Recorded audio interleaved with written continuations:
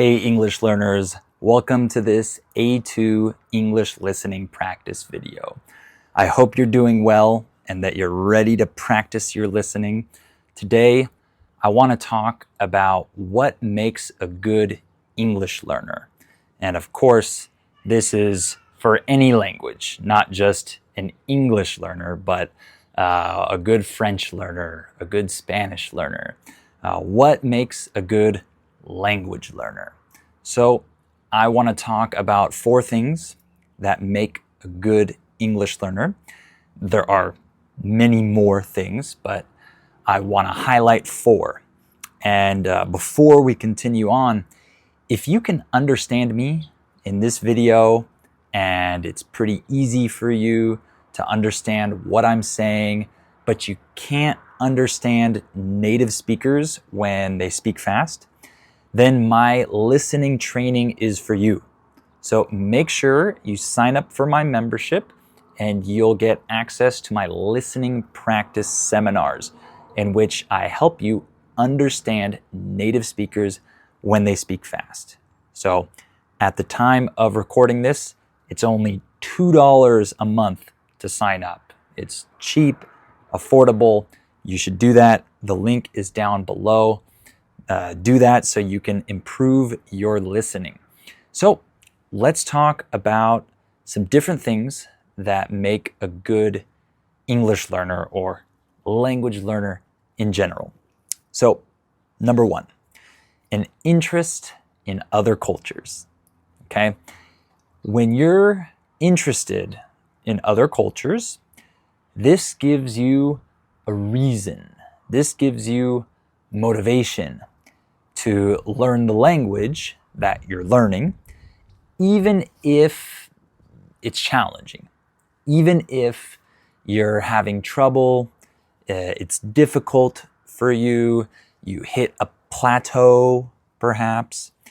Regardless of these things, if you have a real interest, a genuine interest in other cultures and specifically the culture that speaks the language that you're learning, in your case, English, so perhaps it's American culture, Canadian culture, Australian culture, British culture, whatever.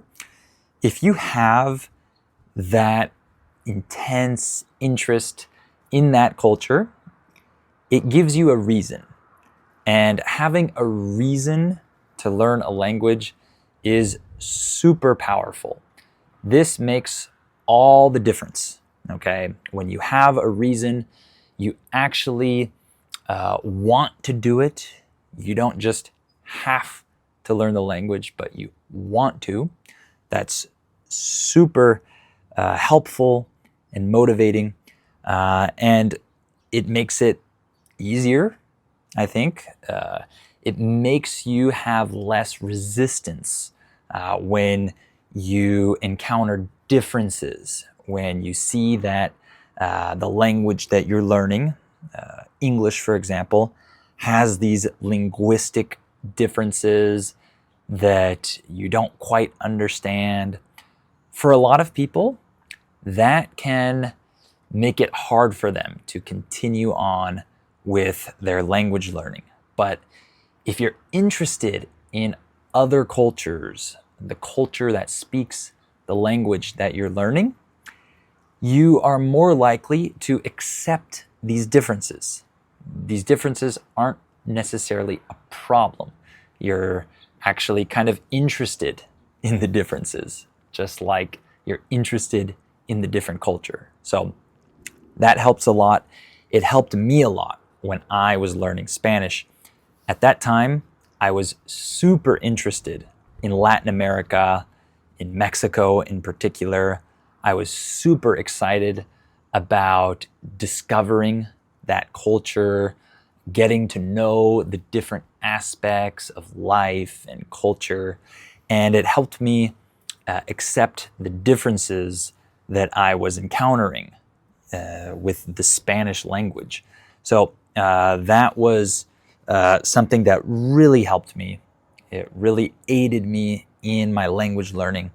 And for example, if you're looking to become more interested in US culture, if you want to learn more and get excited about learning about the different states and cities in the US, I encourage you to check out my US Conversations podcast, in which I talk to different English teachers from around the country about their state, their city.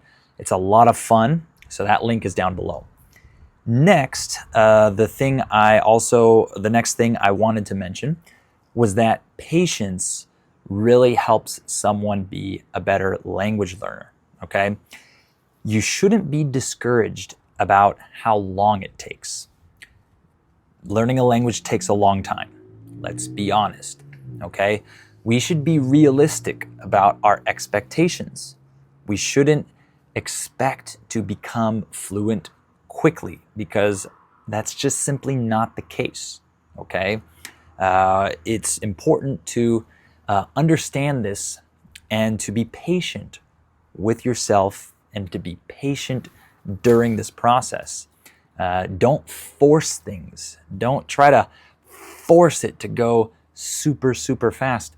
Of course, try to do as much as you can so that you can learn more quickly. In general, obviously, you can do that, but don't force it. Don't get too anxious about needing to speak really quickly or needing to understand everything really quickly. Be patient, right? If you put in the work and you're regular with it, it will come, okay? So don't force it. Be patient with yourself. You're gonna make the same mistakes again and again and again, hundreds of times in some cases, okay? That actually happens. Sometimes it literally takes like 200 times before you finally say it right, okay? Most of the time, you can probably learn things more quickly than that. But sometimes you make the same mistake many times, dozens of times, okay? And you forget things, all right? We forget things that we learned in the past. And so you're gonna make the same mistakes again and again. You're gonna forget things that you learned. So you need to be patient with yourself. Be patient during this process. People often give up too soon because they're not patient, right? They just assume that because it's not easy for them, because it's taking a while, this means that they are not talented at language learning. It's just not for them, right? They come to this conclusion, but in reality, they're just not patient, right? I've been learning languages for years. It's a slow process in most cases, unless you are just forced to learn really quickly for some reason. Sometimes that happens, but most of the time that doesn't. You have time. You don't need to learn in 2 months or else your life is over. That's usually not the case. And because of that, it takes a while. Okay, so a good language learner is patient during the language learning process, and they're patient with themselves. Okay? Next, a good language learner has humility. They are humble. So what does this mean? They're willing to be like a small child. Okay? They're willing to be like a little kid who's just learning something for the first time, because you're going to get corrected. You're going to say things that quite honestly sound funny or sometimes even ridiculous, okay? I don't mean that in a bad way. We all go through that as language learners. We say ridiculous things and it's funny. There's nothing wrong with that, okay? I have young children. My son says some pretty funny, sometimes ridiculous things, and it's funny and we laugh at it and he laughs at it. He doesn't get all offended that we're laughing at something silly that he said wrong or whatever. we laugh at it and we make it a positive experience. My son thinks it's hilarious when he accidentally says the wrong word, for example. And that's how we need to be as language learners, okay? We need to laugh at ourselves, be humble, not expect to be really good, and expect to be able to say everything we want to say naturally from the beginning. It doesn't work like that. We need to humble ourselves and understand that we need help. We need to get corrected. We need to ask other people for help, perhaps, when we're learning a language. We need to not take ourselves too seriously. And like I said, we need to laugh at our mistakes, okay? If you can't laugh at your mistakes, language learning is not going to be fun, okay? It's going to be pretty stressful. And when language learning is stressful, it's often not effective. You often don't progress the way you would like to progress. So laugh at yourself, be like a small child, accept that you are not at the level as other people or as native speakers, okay? All of that is important, all right? Humility. Lastly, a good language learner is willing to challenge themselves, okay? They need to be able to use content that is actually challenging for them, okay? Content that's a little above your level, that contains things that are hard to understand, perhaps. And you do this so that you can reach that level. It's like going to the gym. If you always lift the same amount of weight because it's comfortable for you, then you're not gonna get stronger and lift heavier weight. You have to put more weight on the bar or whatever and try that even though it's challenging in order to become accustomed to that new weight. The same thing goes for language learning, okay? You need to challenge yourself and use content that's a little bit harder than what you're comfortable with, and that will get you accustomed to content at that level, okay?